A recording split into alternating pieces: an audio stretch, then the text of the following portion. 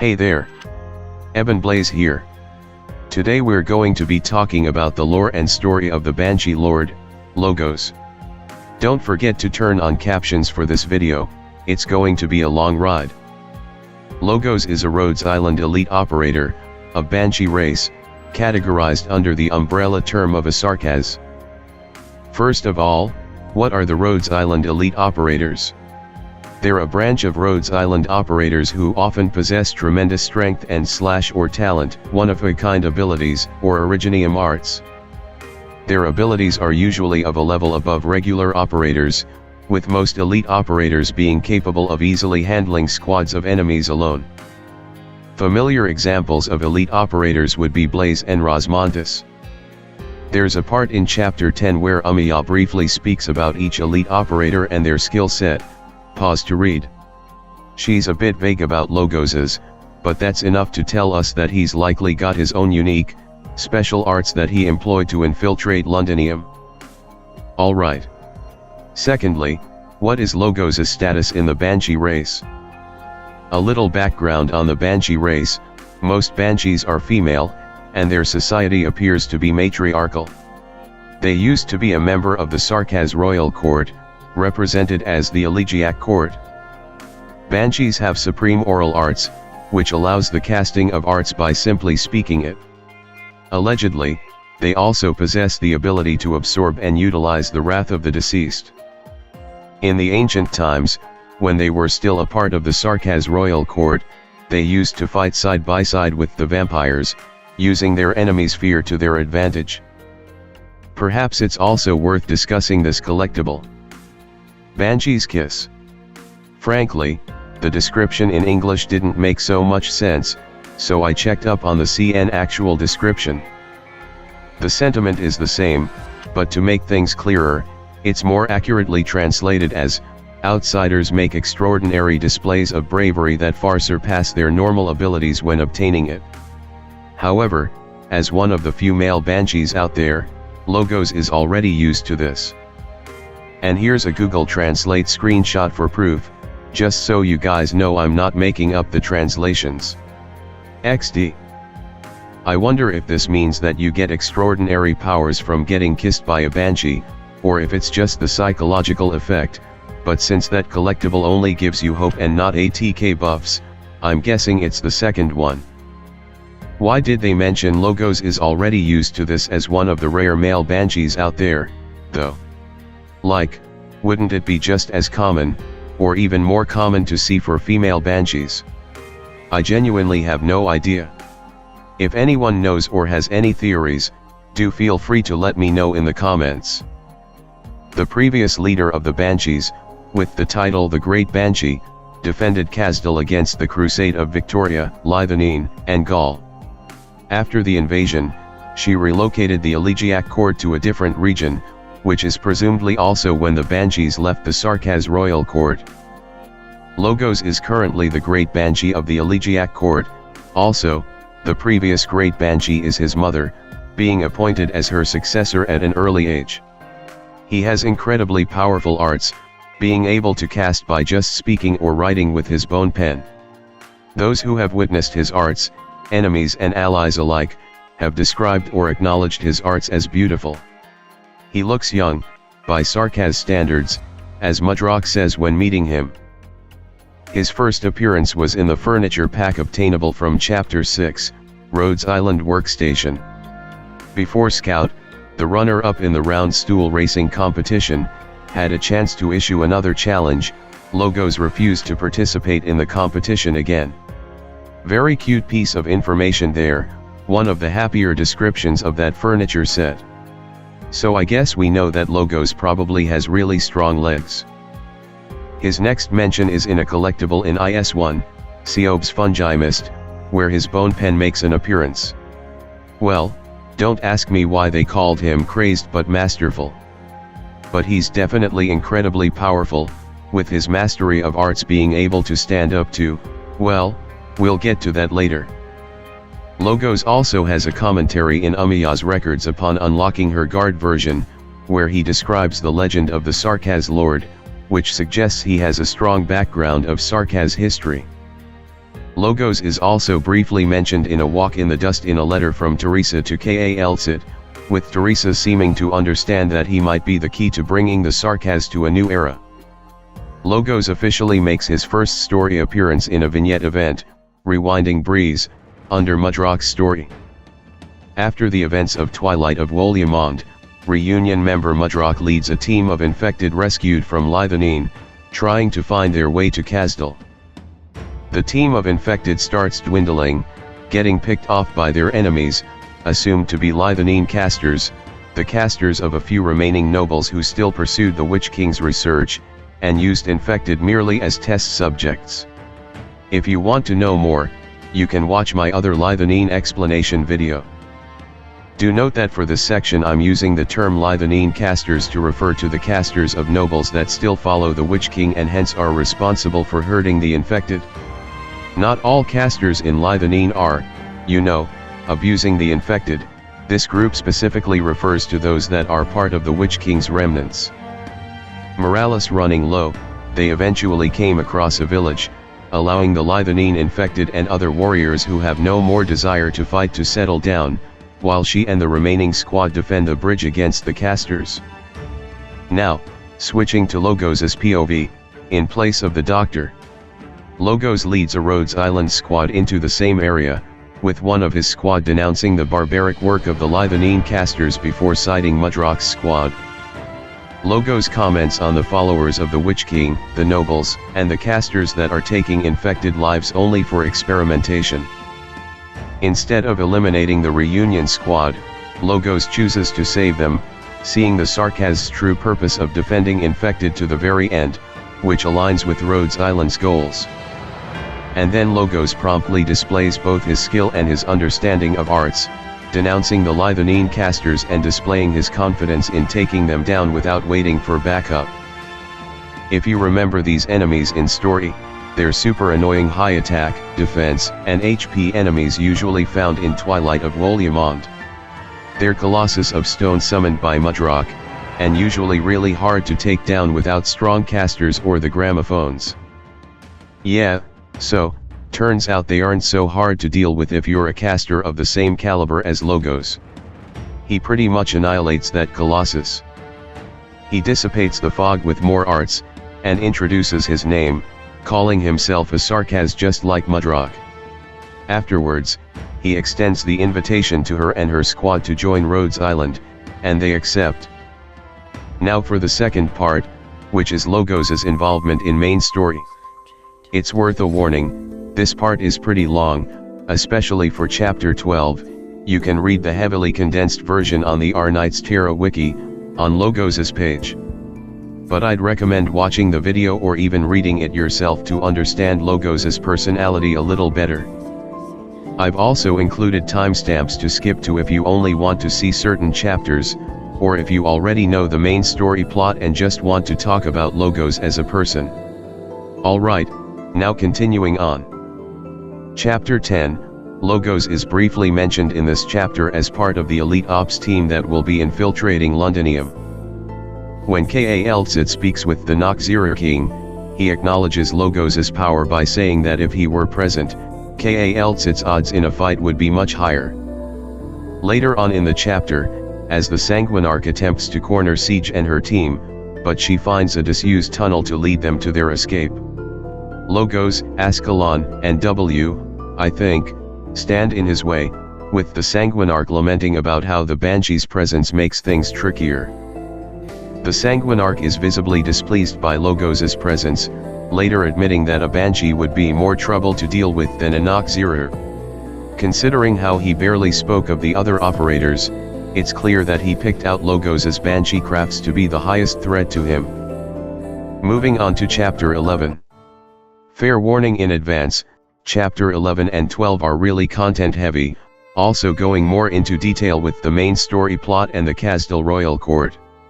You can take it as a summary of Logos' POV versus the Kasdal Royal Court. Logos makes his actual first debut in this chapter. When the Sanguinarch's creations pursues Umayya's team and the Self-Salvation Corps through Londinium, Logos raises an invisible wall to protect them.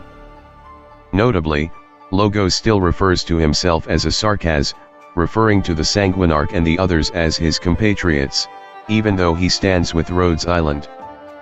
Later on, when the Damaste cluster, a Sarkaz leader that stands with the Kasdal royal court, takes on the form of a civilian to infiltrate and get close to an informant to the resistance in Londinium, they note Logos's presence. And later, invite him to participate in a play. A play that has the two of them speaking about the Kasdal civil war that divided the country and resulted in Theresa's seizing power. Logos is firmly of the mindset that no one can keep the sun from setting, referring to Theresa's determination to rebuild Kasdal to its former glory, and says, he has seen countless acts of madness performed in the name of preserving this glory, eventually accelerating the downfall of this glory instead. The Damaste asks Logos if they, the Sarkaz, must accept the fall, in which Logos offers that they can instead choose to not look back at the peak which was left in the past. He adds, if they would turn their gaze around, they would realize that it is no abyss lying before them, but fertile earth in which infinite possibilities lie. In short, Logos's view is that the Sarkaz ought to change instead of trying to restore Kasdal to the glory of the past, since the change of the nation is inevitable. Kasdal is not necessarily doomed to fall, but can be rebuilt if its leaders can accept and move with the changes. Tensions brew in Londinium, with Rhodes Island being drawn into a confrontation with Manfred and the Sanguinarch himself. The Sanguinarch is prepared to attack Umayyad, but Logos cleaves the tide of blood apart and confronts him. The Sanguinarch taunts Logos, calling him a traitor to Kasdal and Umayyad a counterfeit. And although Logos is an employee of Rhodes Island, he chose to display/assume his full identity as the Lord of Banshees instead when coming to Londinium. He speaks of Teresa and the future she had in mind, denouncing the Sanguinarch, and Theresis, for taking her life and desecrating it. He chooses to follow the ideals and the goal that Teresa had once held, before her death. Unimpressed, the vampire lectures Logos about what a banshee is supposed to be, saying that they used to be the hunters that the vampires used to admire the most, but the current day banshees have lost their way and are no longer living up to their old glory. Logos refutes this, saying that the Sanguinarch is the one that has lost his way, that the Sanguinarch has also changed since the past. He criticizes the Sarkaz royal court's struggle to revive Kasdal, comparing it to something dead trying to draw nutrients from barren soil. The Sanguinarch takes offense to this, reading that as Logos's intention to destroy the royal court. Losing his temper, the Sanguinarch raises a wall of blood against the Rhodes Island operators and the Londinium soldiers, until Logos cuts away the sea of blood, proclaiming that he does this not for the destruction of Sarkaz history, but for his salvation. He advises the Sanguinarch to let go of his pride and his views of the olden days, to see a new dawn. With his powers, Logos, Umayyad, and Ascalon manage to stall the Sanguinarch, but are unable to stop him from calling the Noxzirur. A sudden surge of power from the king of Sarkaz, suddenly tears through all the Sarkaz on the battlefield. Logos and Ascalon manage to remain unaffected, but Umayyad visibly takes an emotional hit, especially with the Sanguinarch's taunting. Logos and Ascalon protect Umayyad even as Theresis appears on the battlefield, stalling for the doctor to get away with Umayyad as the rest of the troops retreat with them. In the midst of it, Kal-Tsit gets hurt taking a blow for Umayyad. The chapter ends with an injured Kal-Tsit, as Umayyad and the doctor prepare for the incoming catastrophe and war. Chapter 12. The Sarkaz military commission has started to close in on the Londinium Self-Salvation Corps, and the doctor makes the decision to evacuate Londinium for the time being. The doctor informs Ascalon to mount a breakout, Misery to destroy all files, and Logos to help Horn and her team to buy time for their escape. Logos comments on the fact that the Sarkaz royal court was smart to carry out an annihilation operation to attempt to weed them out before any concrete plans could be made for relocations. He adds that Theresis has become sharper, perhaps crueler, now that the Self-Salvation Corps have truly become a threat. Logos' next appearance has him speaking with Horn's team of Self-Salvation Corps fighters.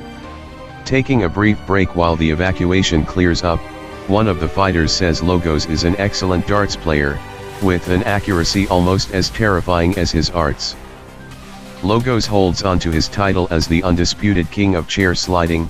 "Okay, Logos, we love that for you," and reminds Horn that they ought to take the chance to leave. That is, before he senses the presence of the Damaste. Throwing some shade on the Damaste, he tells Horn to lead her team and leave while he attends to this matter. A little backstory: what exactly is the Damaste cluster? The cluster leads the Damaste Sarkaz race, part of / supporters of the Sarkaz royal court. As Damaste, their trait is their ability to take on the appearance of other individuals, which they currently use to infiltrate their enemies to gain intel. Notably, the Damaste also cannot die. The cluster is capable of dividing themselves into semi-autonomous clones at a time, referred to as isomorphic fragments in-game. The cluster is able to reincarnate through these fragments, effectively making them immortal. Back to Logos' confrontation with the Damaste. Again, he asks them if the past is so worth reminiscing, and the Damaste seems more lost than actually determined, not knowing what direction they should go towards. Logos had done his best to eliminate that Damaste from the equation, killing 31 fragments, but was unable to stop the Damaste from exposing the information they'd acquired. He and the Damaste have a little conversation about change itself. Here we learn that the Damaste is incredibly old. Although the Damaste are the ones that truly come from change, being able to shift their appearances at will, they also state that, through the sands of time, rise and fall of nations, they remain the same before Logos, which is the greatest proof. However, the Damaste has yet to find the answer to what it truly means to live. Interestingly, the Damaste cluster does seem to somewhat agree that reminiscing the past is not necessarily the way to go, having grown tired of hearing the Sanguinarchas stories of yesteryear. The Damaste has always been searching for an answer to a certain question of theirs, instead of sharing the same goals of the Kazdal royal court. They take this chance to ask Golding how she thinks one should live. This is the most prominently recurring theme in the cluster's interactions with Logos afterwards. I'd recommend reading 12 to 7, here I'll only briefly summarize it. The cluster tells Logos that his attempts are only wasting time, speaking about their own personal experience versus Logos' knowledge gained entirely through study. Instead, they request to take a walk with Logos. Logos threatens them, in a sense, telling them that he will perform their elegy for them, but they ignore this. Instead, they admit to Logos that they are still seeking for a meaning in life. Taking on the face of a Sargonian citizen, they invite him to join them on stage, wanting to share their experience with Logos, or perhaps finding what it is they are searching for. Logos eventually indulges them, using his arts to draw them a stage set in Sargon. In this set, the Damaste discuss their existence, the cycle of construction and destruction that they'd always witnessed and yearned to possess. Logos compares them to being sand, unable to be constructed, its very own end, a state you're not content with. Moving on to the next location, the Damaste has Logos to sketch out an ordinary Casimirian village, instead of the neon lights and blaring cityscape it came to be later. See near light events. Both Kazdal and Casimirs had several iterations in their history. Logos says that their visions of Kazdal may have their differences, but they can still look forward to a new iteration of Kazdal. Damaste seems to agree.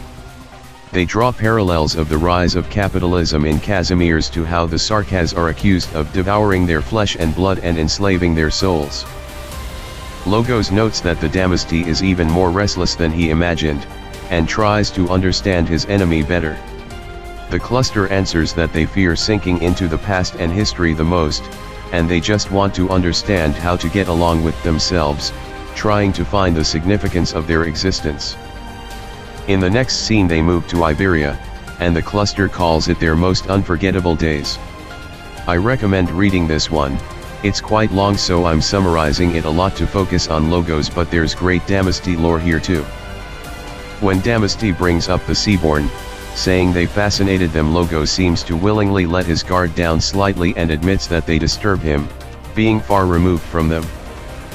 They discuss the Seaborn for a while, where the Damaste asks more questions, until Logos makes a small laugh. When questioned, he apologizes and says that he is not mocking the Damaste, he just never would have thought that the Damaste was a wayward philosopher simply looking for the meaning of their life. The Damaste ends their play by telling Logos that none of his suggestions, nor Therisis's goals, holds their interest, that hardly anything in this world is still capable of holding their immortal interest.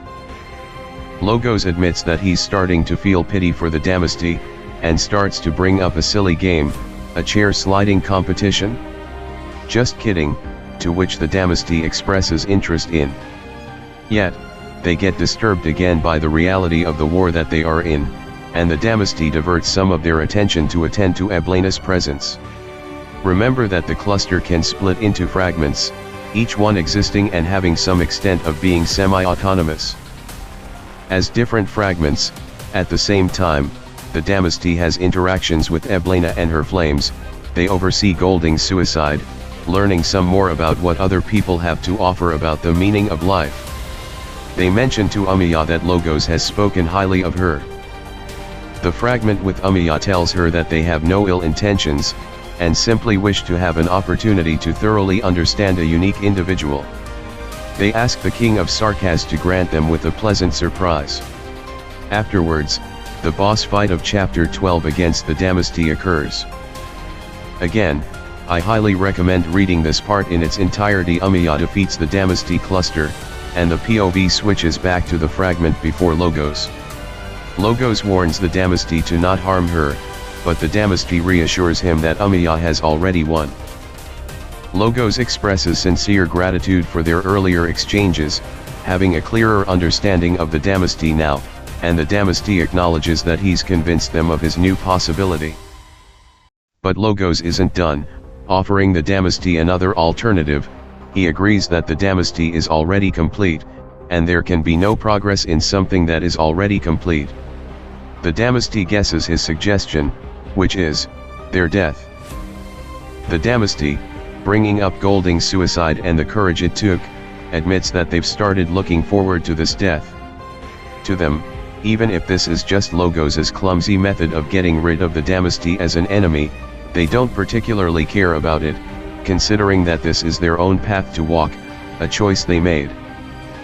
The cluster tells Logos that he ought to sound a death knell for them, a reference to the Banshees' culture of blowing a bone whistle as a sign of lamentation, usually commemorating the fall of a prominent figure. Which, knowing that this is a Banshee custom, would be a perfectly normal thing to request. But there's one small issue: Logos has always refused to sound the bone whistle as his predecessors have, seeing this as another lamentable tradition of the royal court that he refuses to continue. But Logos does. He blows the bone whistle for the Damaste, signaling their death and sending them off.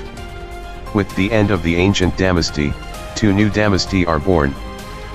Logos's involvement, and the chapter, almost, ends here, so. And that's finally it. If you're exhausted, don't worry, I am too.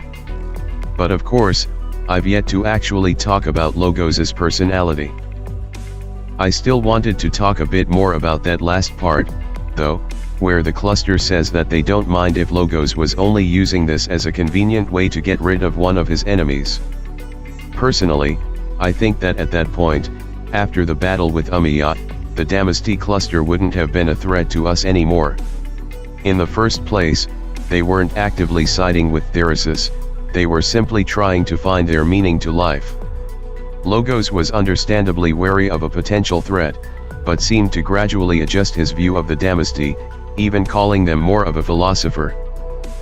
I personally think Logos probably did think of it as a surefire way to ensure that the cluster would no longer be a threat to Rhodes nor Umayya, or at least the thought would have crossed his mind, but at the same time, he definitely empathized with the cluster and their inability to find a meaning in their existence.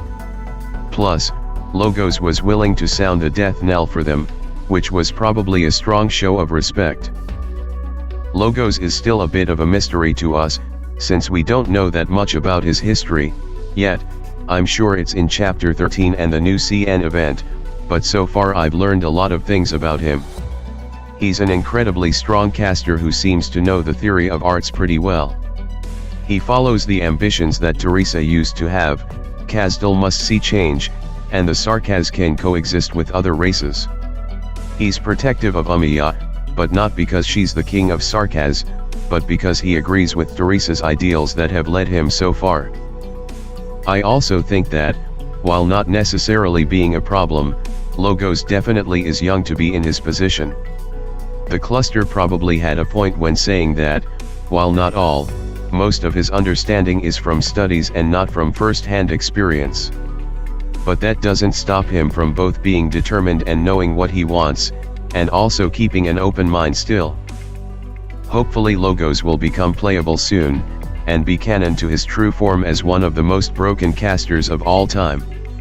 I'm looking forward to it. With that said,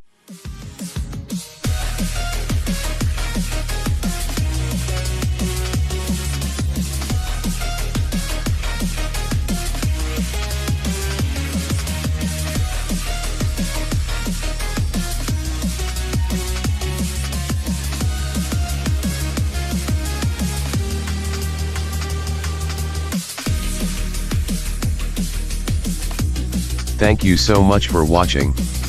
Have a very happy chapter 13, and see you in the next one.